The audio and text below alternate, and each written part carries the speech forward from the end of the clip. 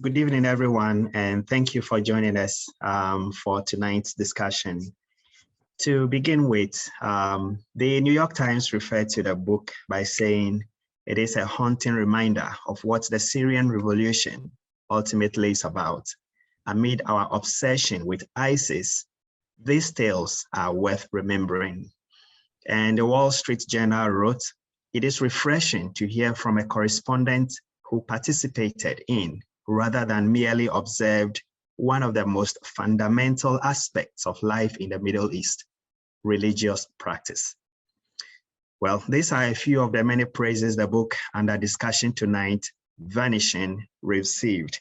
And the subject tonight is worth the attention of all, which is why we at the Association of Foreign Correspondents are so excited to have with us tonight the author, Janine di Giovanni. Everyone, welcome, Janine, and thanks for joining us. Thank you so much, Benji. Thank you for that. Hi, everyone. Really lovely to be here. Happy to be here. Thank you. Well, let's start. Let's set the ball rolling. And to start with, what led to your interest? I'm just curious in this subject about religion, Christianity particularly, and the birthplace of the Christian faith, which you describe is under great threat. Let's see what led to your interest. Well, first of all, I was born and brought up a Roman Catholic and went to Catholic schools most of my life. That's the first part of it. The second part of it is that I've worked in conflict and war zones for 35 years, so a very long time. And starting with the siege of Sarajevo, which, you know, Sarajevo had been predominantly a mixed city of Muslim, Orthodox, Catholic, Croats, Jews, and Muslims. And I used to, even during the worst moments of the war, I would go to the church, the cathedral, to kind of get my balance and to feel part of something. Like, this was when I felt extremely frightened or lonely. And I realized that, you know, there were, during wartime, but during other times of great strife, that people turned to religion for solace. But in the Middle East, I began working in the West Bank and Gaza in 1990 during the first Intifada. And I was really fascinated by the Arab Christians in the West Bank and in Gaza. And then later in Iraq, where I worked for many, many years, I was very drawn to the Christian communities in the north, near Mosul, and how they had survived 2,000 years. They'd been there for 2,000 years, since the time of the apostles, the time of the prophets, and they had survived plagues, persecution, extreme discrimination, attempts to wipe them out, to wipe them off the face of the earth. And yet they survived. And this became even more prevalent during the time of ISIS, the rise of the Islamic State, because in 2014, when the Islamic State took over that part of the country, they wanted to wipe out Christians. They wanted to destroy them. And these are ancient people. They're ancient people whose representation in Iraq and all over the Middle East is so important. So that kind of led to more research, as well as Christians in Syria who survived during the terrible days of the war, which is still ongoing, of course. And then Egypt, the plight of the Christian Copts, who are 6% of the population, but again, a hugely important part. And finally, I focus on the Christians of the Gaza Strip, who are only 800. And in the 4th century, Gaza had been almost entirely Christian. So that's, Benji, how I began this kind of obsession with these people. You mentioned your Christian background, but also how has your experience as a practicing, having practiced journalism, having been in these regions and covering conflict across, how have those experiences shaped your understanding of the situation based on which you wrote a book? Well, first of all, I find the resilience of these people. And also, by the way, we were talking about Africa.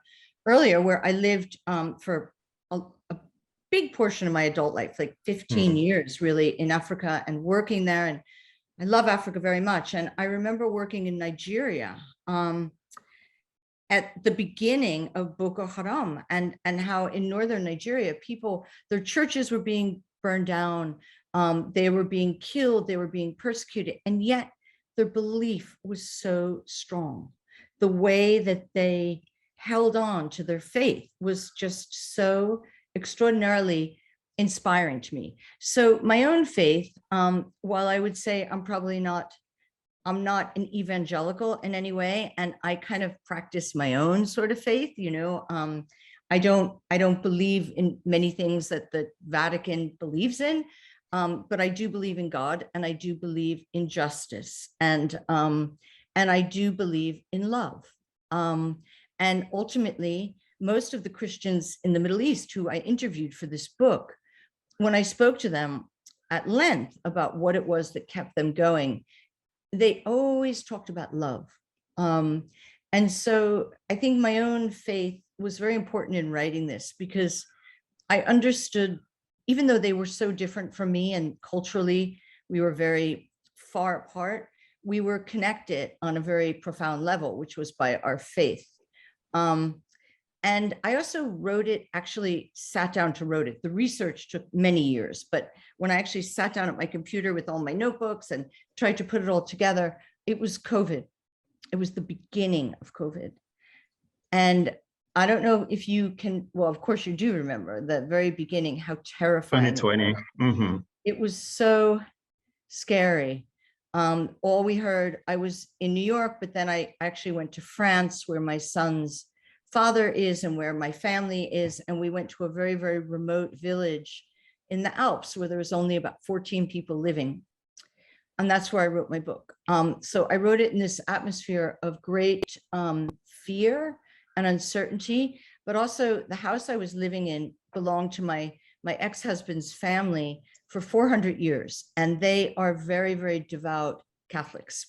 And staying with us were three cousins who are really staunch and very committed Catholics. And they were praying a lot, like praying, they lit candles at night, and they had a little statue and altar to Our Lady. And I found myself drawn back to prayer and the importance of prayer and of miracles.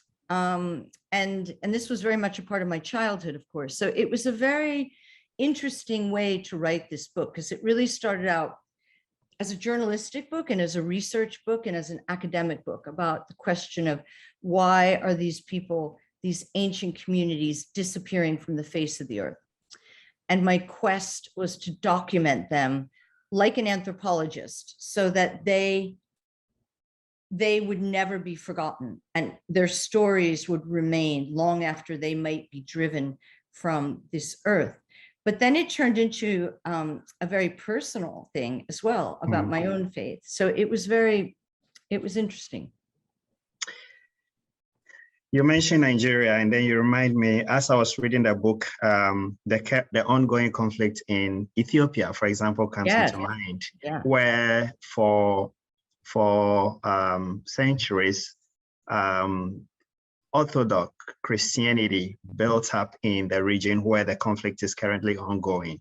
And it's interesting, often underreported, but then the undercurrent of religion, even in the conflict, is interesting, considering that to date, some of the oldest temples, Christian temples on the continent and the region, the Christians that believe that even the what is it called? The Ark of the Covenant, they do believe it is hidden somewhere in one of those temples in Ethiopia.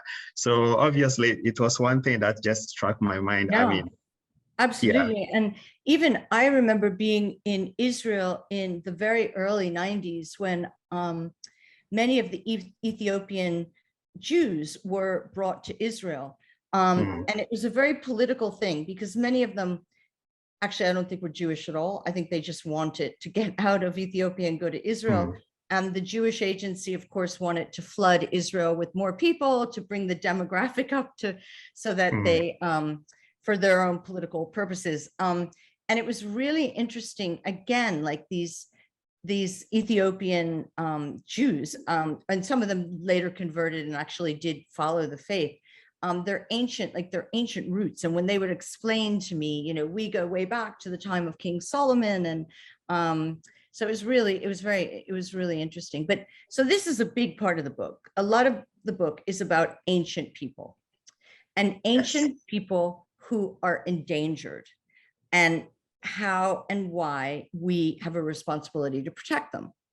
And this is really the main thrust of the book. And of course, you know, my entire work, my entire career has been about, in a sense, humanitarian intervention and protecting people who are vulnerable, that we have a responsibility. Like, you know, I teach at Yale, Rwanda, the Rwandan genocide and the Bosnian genocide, both which in my mind could have been prevented.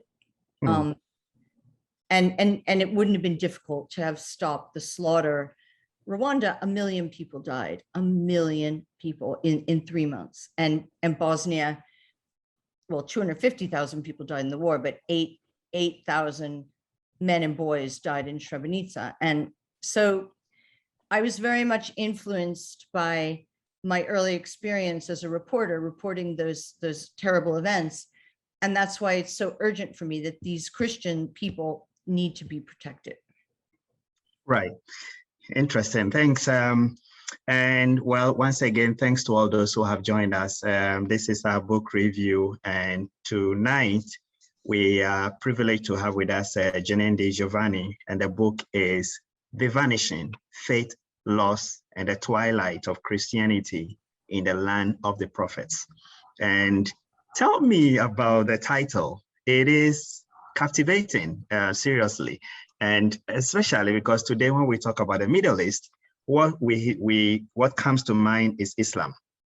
And yet the title, and I think the key takeaway from the book is, this used to be the place where Christianity was born.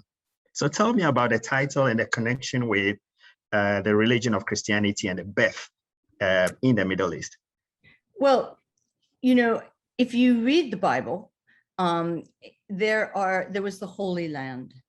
And often you forget, especially if you work in Iraq or Egypt, that these were the lands where the prophets roamed, where the apostles, basically after Jesus Christ died, where the apostles went to be evangelical, to bear witness, to bring people to the flock of Christianity, to convert them. Egypt, it's believed, and again, like, you know, these are very difficult things to actually prove, but that the baby Jesus and Mother Mary were in Egypt, I think when he was 2 years old. So the ancient monasteries in the desert. And I'm not sure it is I'm not sure it's even doubted. I think that's basically what the Bible said, that when Jesus, when the king threatened to kill all the little, in fact, he went ahead and killed every little child, thinking that baby Jesus will be killed. And so Joseph, the father, had to run away to Egypt, North Africa. Yeah. Please proceed. So, and also, Benji, the other thing is, you realize, like, Palestine, or what is now Israel, is tiny, right? So what really fascinated me is how they got there. You know, they would either walk, they would take donkeys, they would take horses, maybe they would take boats on the Sea of Galilee. There was much, and the region of the Sea of Galilee, what is now northern Israel, like sort of near the Lebanese border and that area. There was much movement with all kinds of zealots of that time. And remember, like in the time of Christ, there were a lot of people preaching, all kinds of people who were preaching various things. But Jesus Christ, we do know, I mean, even if you're not a believer, was a man. Although there's a big dispute between purists, like, say, my mother, who doesn't believe that the Apostle James was his brother. But there are religious scholars who believe that, I don't know how the documents would work, but that are records that a carpenter named Joseph had two children, and one of them was James and the other was Jesus. But the land, like let's say northern Iraq, let's talk about the Nineveh plain, which is now, the home to Assyrians, Chaldeans, Orthodox, Syriac, all sects of Christianity.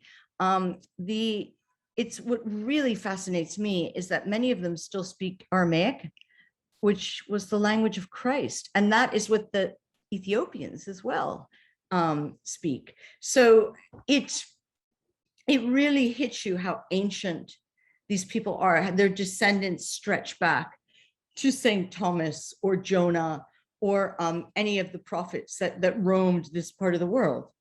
And in Gaza, which was really probably for me one of the most interesting parts of writing this book, because I've worked in Gaza since 1990, but I usually focused on the humanitarian situation and the Israeli occupation or human rights. And I knew there were some Christians there, but I had no idea there were 800. And I really had no idea that Gaza had been Christian, entirely Christian, until the 4th century.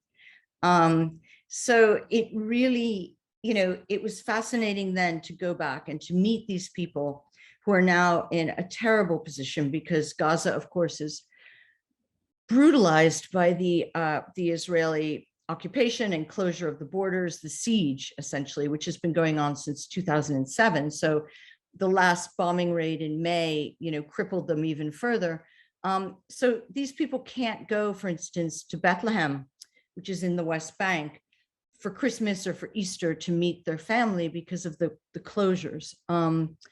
They're sandwiched between the Israeli siege and Hamas, who were elected and who have, well, they don't, like many of these Christians told me, and I think they're frightened too, that they can't really say it, that Hamas doesn't present a direct challenge to them. It still is very intimidating for them, to live in a place that's so dense. There's 2 million people in a place that's 14 miles by 7 miles. So, which is, ruled by Hamas, who are, of course, Islamic, well, I won't say extremists, but they are, they're much further along, although they are trying to review their mandate, although, very, very difficult for Christians to live there. And reading the book, you went down history trying to, I like the timeline that you created from the founding of the Christianity in the 6th to the 4th BCE through the Edict of Milan in 313, the Roman Empire, and the role they played even in the Middle East and across the region. 610, the surfacing of, or the arrival of the founding of Islam, the Prophet Muhammad. 1839, the Ottoman Empire and the role they played in there. And you went way down to 1981 to 2011, Hosni Mubarak and the crucial role he also played in the North Africa and even in the Middle East. Way down. When it comes to threats in the region in today's, in today's age, people would mostly look at probably Al-Qaeda or the ISIS. It looks like from documentary this history, you meant to do more to say that the religion, Christianity in the region has been under threat many, many years back than the arrival of Al-Qaeda or ISIS. Can you shed more light on that? Yeah, they've been under threat for 2 centuries. There's always been invading armies that have tried to conquer them. But what is different now, Benji, what is completely different is that their numbers are so low. Okay, let's take Iraq. It's very difficult to pinpoint exact numbers because a census hasn't been done since, I think, 1987 of the Christians, but it's reckoned that something like 1.5 million Christians were there in 1987.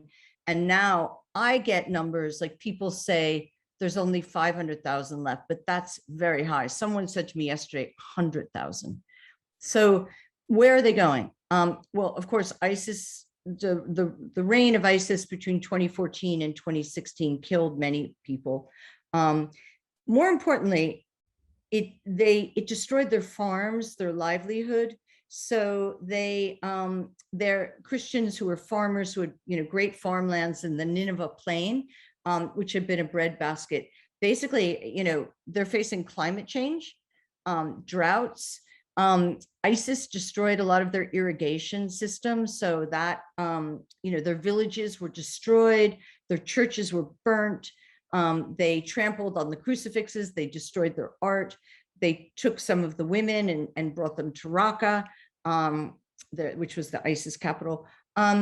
So they really, if they didn't kill them, they certainly tried to intimidate and frighten them to leave forever.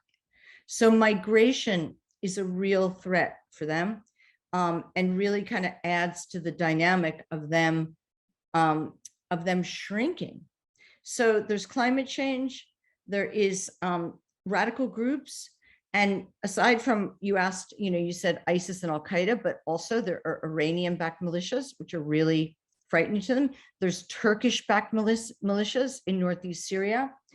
In Syria itself, there's still a war going on. And in Gaza, there is this situation that they're caught between Hamas and Israel's closure of their border. So, they're facing many, many, many challenges. And young people, when they leave high school or even college, there are no jobs. So I really hope people read the book, because I think it really outlines their stories. It tells the reasons why they're fleeing and why it's so worrying and why their history is so important to the region. But it also tells their stories, their individual stories of what it feels like to be someone, you're on your ancestral land and it's being, you're going to lose your history. It's about the preservation of memory too. Right. So, well, listeners, thanks to all those again who are with us. Thank you for joining us on this tonight's conversation. Pretty soon we will open the floor, and if you have questions, you can ask. In addition, if you have any comments you'd like to share, feel free to put them in the chat box and we will read them out. I want us to look at two things. One is you spend time with some of these groups, some of the communities, the Christian communities, and I would like to understand. I was reading something from the description in the book, and it mentioned something about. It says that in the Vanishing, you combine astonishing journalistic work to discover the last traces of small, hardy communities that have become wisely fearful of outsiders, and where ancient rituals are quietly preserved amid 360-degree threats. How have these communities survived in the face of these threats, in the face of, I think at a point, the argument is even going toward, maybe it hasn't been labeled that way, but genocide, extinction, basically. How have these communities survived, in your view, spending time with them? I think faith. I think that, it's interesting. At the beginning of ISIS, one of the leaders of the Chaldean church told me in Iraq, said, people are coming to me saying, what do we do? Should we leave? We have relatives in Canada or the US or Sweden. Should we go? Should we, we don't want to be killed. We don't want to be imprisoned by ISIS, or tortured or murdered. And he was in such a terrible dilemma, because on one hand, he wanted them to be safe. So that the logical answer would be, yes, take your things and flee. But if they did that, there would be no more Christians in their ancestral land.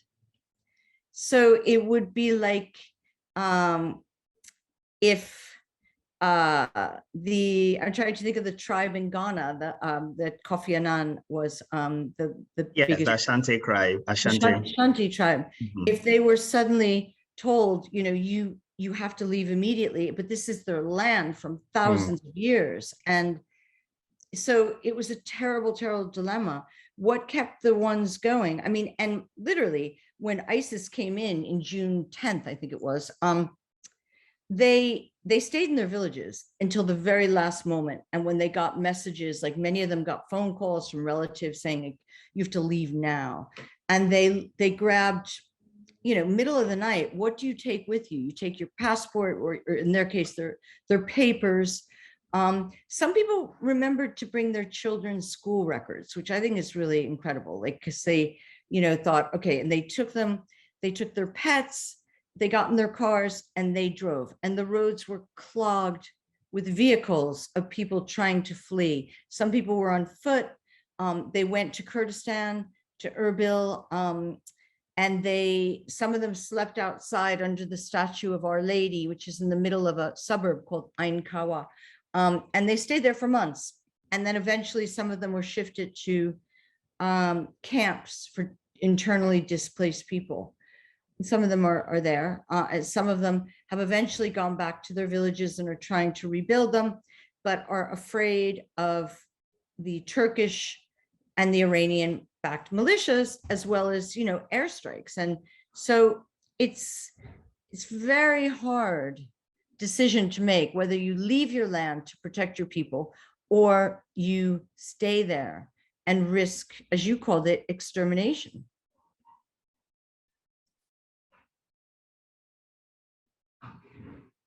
You're muted. Yes, thank you. I was actually reading, you mentioned something which is faith, which has kept these communities. And in describing where you stayed to write a book, you brought back memories of, and I want to read a little from the book about the settings. You wrote that my writing begins from quarantine inside the home of a kind friend who has taken me in. Genevieve is giving me shelter in a large room in the 7th arrondissement of Paris, not far from the Seine, with a long wood desk pushed against a wall and high windows that open to the sky and nearly reach the tops of the trees.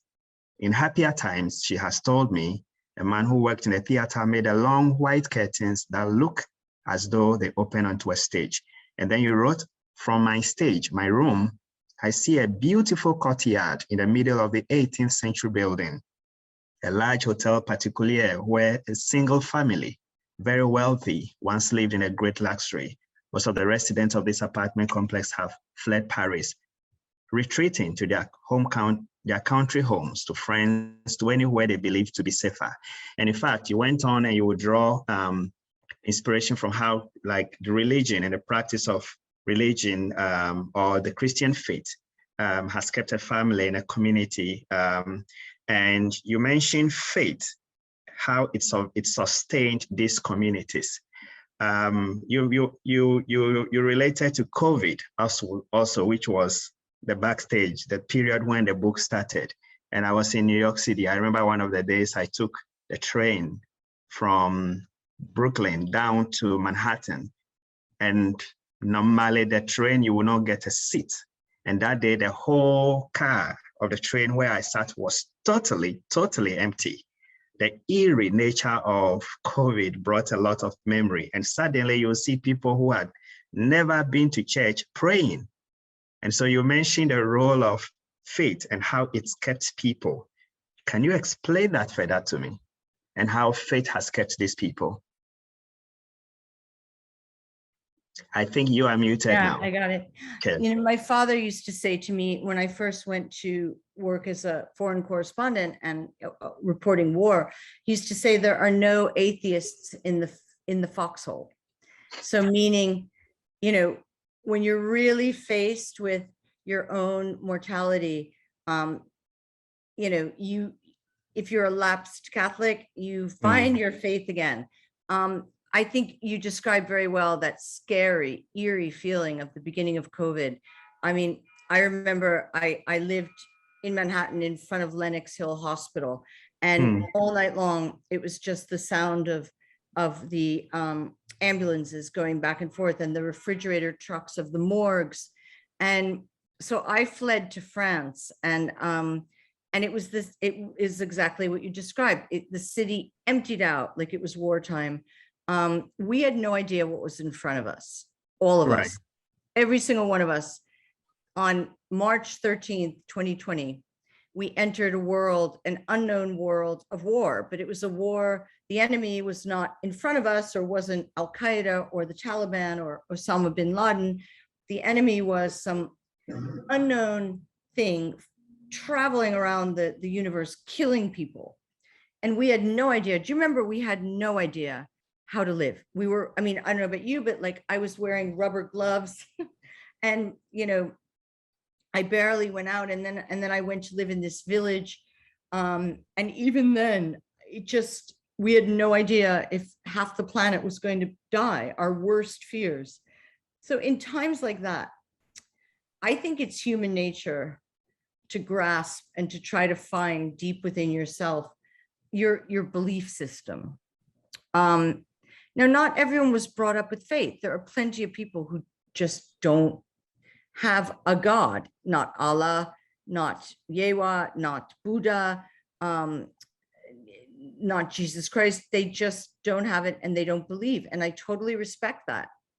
But this is a personal book, and it's about my journey of faith and the journey of these ancient Christians who had to seek deep within themselves to find the courage and the fortitude to get through a time, an onslaught of the Islamic State, who tried to kill them. And those are the modern Christians. But throughout history, they have been persecuted, subjugated, discriminated.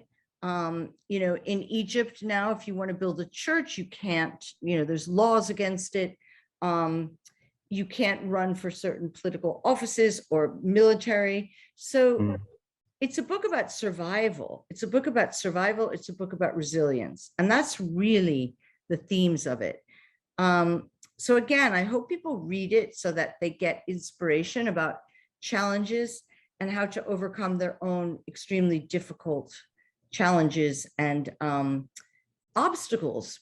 I mean, in the Christians' case, it's a lot more than obstacles, but for many of us, we have personal things we need to overcome. And I think this book might be inspiring to teach ways of resilience, of building resilience.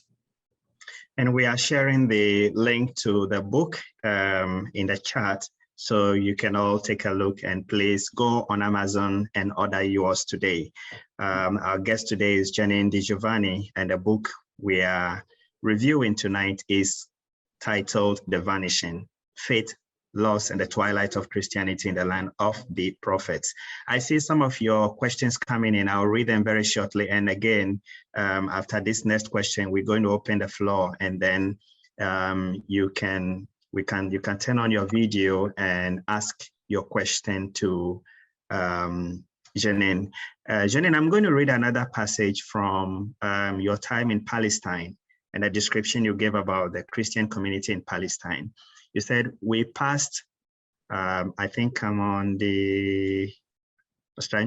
chapter 74 from the e-book. It says, we passed people headed to the market, donkeys carrying overloaded wicker baskets of fruit, rickety stands with vendors selling fresh juice.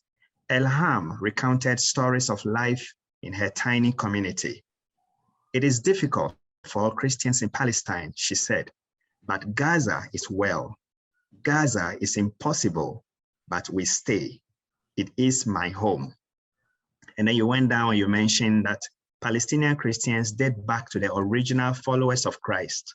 Of the nearly 47,000 Palestinian Christians still resident in Palestine, 98% reside in the West Bank.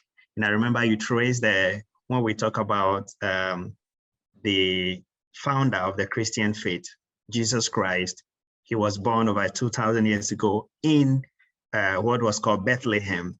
You trace Bethlehem to today's West Bank. Yes. And that's right. Yes, Bethlehem is in the West Bank. the West Bank of Jordan. So what is really interesting for me about the Christians of Gaza is how they really are a tiny community, and they're so cut off from their brothers and sisters in the West Bank, because again, for people that don't understand the geography of Gaza, it basically it's under siege. So, you know, even for me to get in and out, for you to get in and out, it's difficult as journalists. But for Gazans, they cannot leave. If they have medical emergencies, I have cases where people died because they needed to get to the hospital and Israelis wouldn't let them get the permits to leave, and Hamas wouldn't give them the permits to get out as well. So both are responsible. But for, again, like for Christmas and Easter, when traditionally they would go to Bethlehem, the birthplace of Christ, which is holy to, sacred to many Christians all over the world, they can't. So it's in a sense, it's a strategic way of breaking down their society. And yet, again, they continue to survive. If you go to Sunday Mass, the church is packed.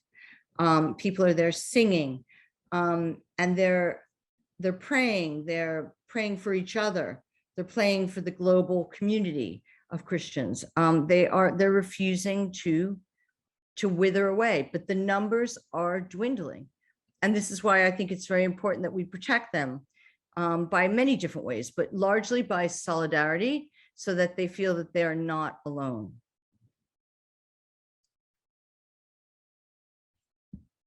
And talking of solidarity, I want to find out how have you seen the global attention to what you described in the book, communities, people who have lived their lives on these lands for centuries, and suddenly some are having to flee, some are being threatened.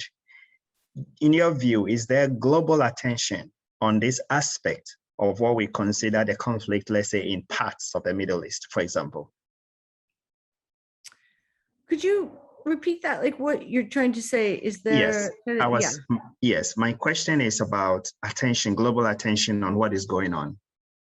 In your view, is there enough attention on the threat facing Christians within the Middle East, for example? Absolutely not. There's no attention on them. Maybe around Christmas time, you know, some churches in New York or in the area might say, like, let us pray for our brothers and sisters in the Middle East. But like the same with Christians in Africa. I mean, I think that there's not a global awareness of how endangered these people are. And you know how the media is. Like right now, the only foreign news that Americans can possibly digest is about Afghanistan. Right. They don't even know where Afghanistan is, but they saw it on the morning TV show. And so that's about the only foreign news they're going to take in right now. And in a sense, it's almost as though they can only have one foreign news story at a time. And Africa, you know, has been so largely neglected.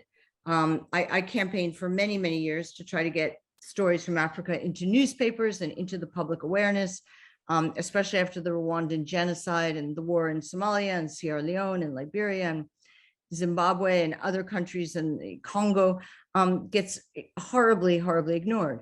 So interestingly enough, right after 2014, some TV crews, American TV crews, began filming the plight of the Yazidis who live, you know, in the same region, northern Iraq, as these Christian villages.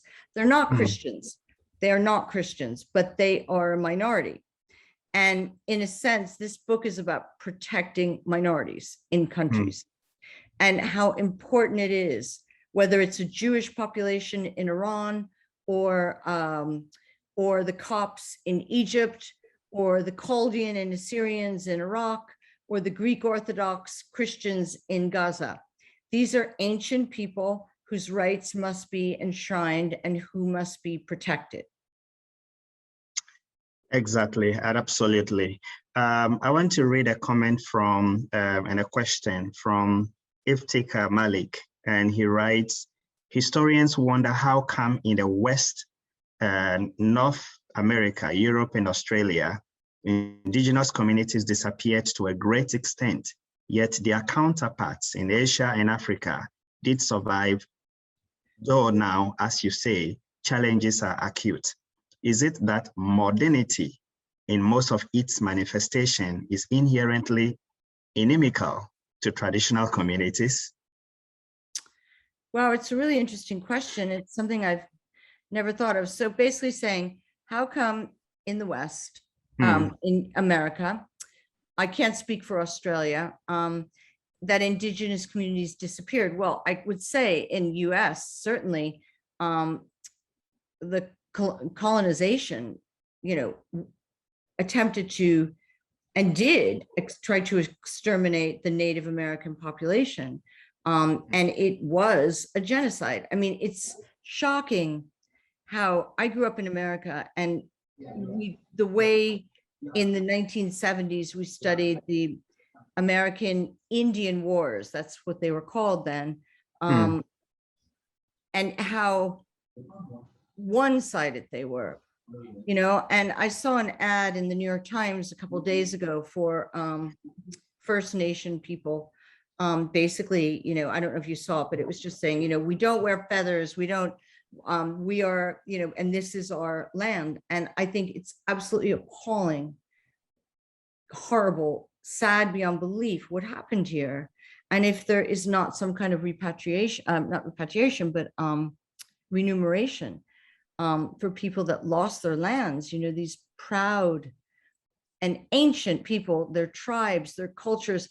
When I was in high school, I wrote my thesis on, it's probably my first awareness that I wanted to focus on vulnerable people. It was about the Hopi community who live in Arizona, parts of New Mexico, where this extraordinarily, I'll write it here, Hopi community, kind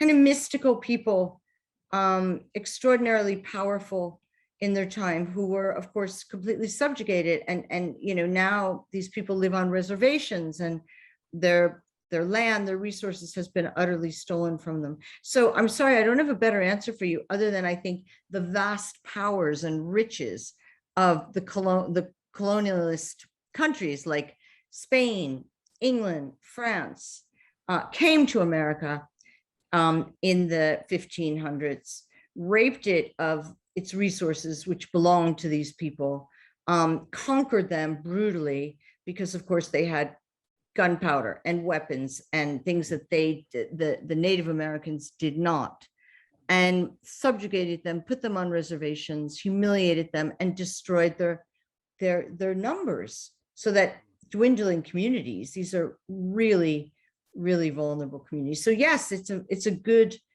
comparison, but I have no idea why people have survived in Africa and Asia, as you point out, but not in North America. And I see a hand here. Our board member, Nancy, Nancy, if you could join us, and you are on now. Can you turn on your video and please go ahead with your question?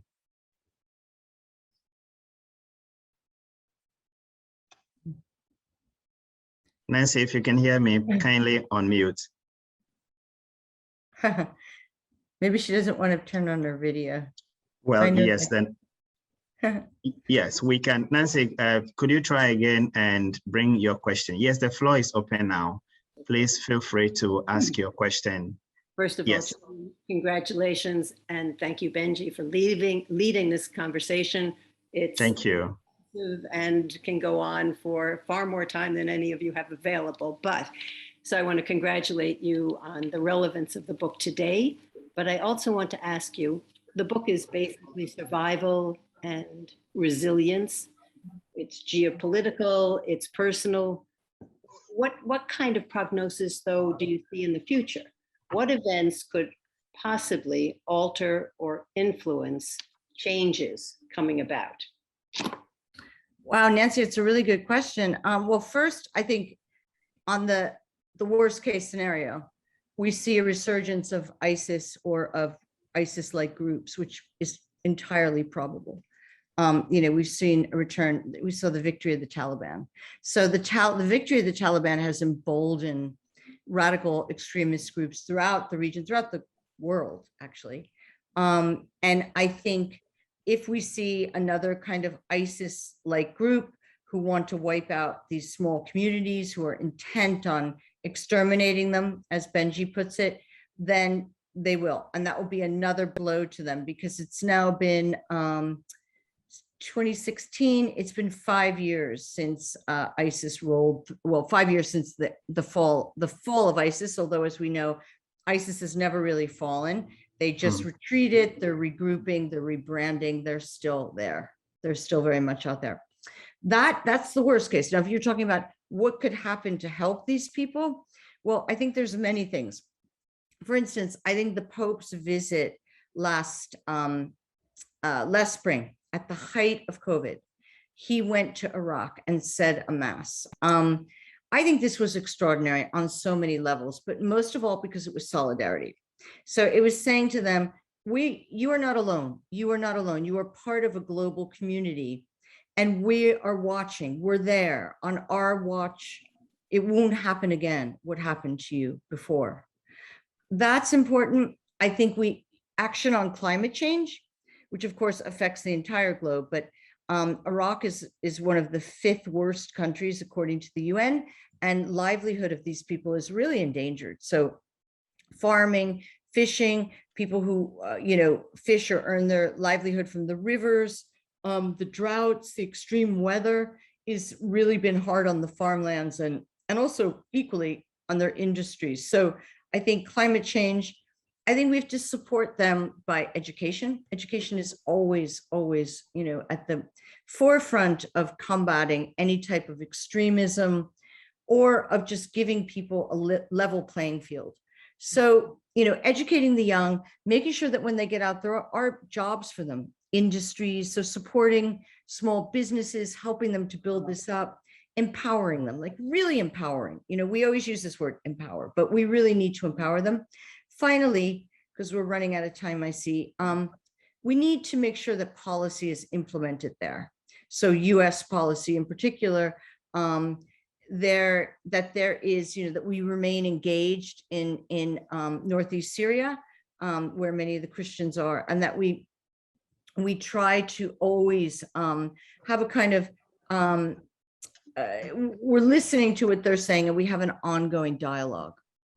So I hope that helps. But the worst case scenario would be if there is a rise and an empowerment and emboldenment of these radical groups who want to drive them off the face of the earth. Thank you.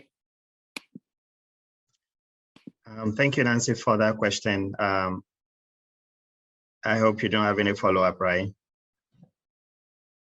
Awesome. So we will proceed. Well, yes, we'll be running up in the next 5 minutes. So if you do have any question, feel free to raise your hand up or just put a chat in the box to signal that you want to ask a question, then I will turn it up to you. Janine, you mentioned the papal visit, the Pope's visit to Iraq, and how it shed light also on things going on there, and also how it invigorated the minority Christian communities within the region. But in addition to that, you also mentioned, of course, as journalists, we have crucial roles to play when it comes to shedding light on situations. One of the ways I think, and I'm glad you mentioned, for instance, taking the African continent, for example, when it comes to stories, it's mostly when there is a huge outbreak of a conflict or when there is a situation that you will see major attention on it. In your view, are there other ways to look at it? Can there be, for instance, collaborations between foreign correspondents and also the foreign media with some of the folks on the community to help to shape the stories or to help to spotlight these stories? Are there any other ways in your thoughts that we can highlight what your book shed light on? Oh, absolutely. I mean, we should be, as foreign correspondents who are working in, if we're privileged enough to work in places like New York and have resources, then I think it's part of our responsibility that we need to work and train, help other journalists who are in countries where they're not able to get training, or where they need more information. I mean, Gaza, for instance, their resources are very limited. Their electricity is only sometimes 2 hours a day. And I often do workshops with a group of journalists that are called We Are Not Numbers, who are amazing. But they need training because they can't leave. They're not allowed to leave. The Israelis restrict them. So, as journalists who are here, I think we do have a responsibility to give training to, especially to local reporters in countries like, Nigeria, where they're doing really important work against Boko Haram, or Syria, or Iraq. Right now, I'm actually running a training program for the UN to try to train witnesses of genocide or atrocities, how to tell their stories, so how to be storytellers. And, I see this as an extension of my job as a reporter. One part of me writes and teaches and does that, and the other part of me really has an obligation, especially after working for so long. I'm much older than you, so I've been in the field for many, many years, to give that wisdom to a new generation, so that they can carry the torch, pass the baton, and they carry the torch, and they can go forth and do great work. So I think that's a good way to end this conversation. But I really want to thank you so much, Benji, for taking the time to read it, and to thank the foreign press correspondent in the United States, and Nancy and everyone that brought us all together. I really hope everyone gets the book and reads it. It's an easy read. It's not too hard. And just thank you so much.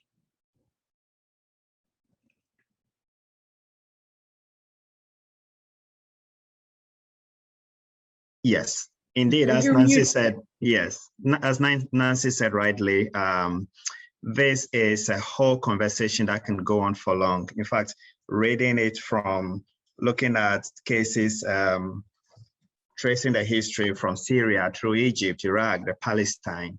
And I was reading one of those he wrote under the ghost of Tahrir Square, which was in the more recent time, the revolution in the Middle East, and how all those historic moments, all those things shaped the story you are telling about the fate of the Christian faith, and also the religion in general.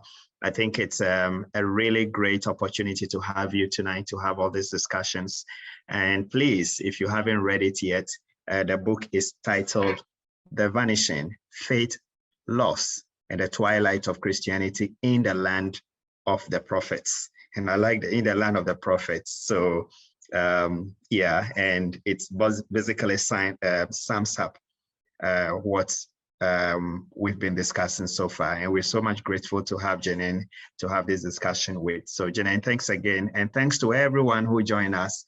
I've seen a couple of you online, some, and please feel free to interact with us on the social media pages, the Association of Foreign Correspondents, on Twitter, on Facebook, on Instagram.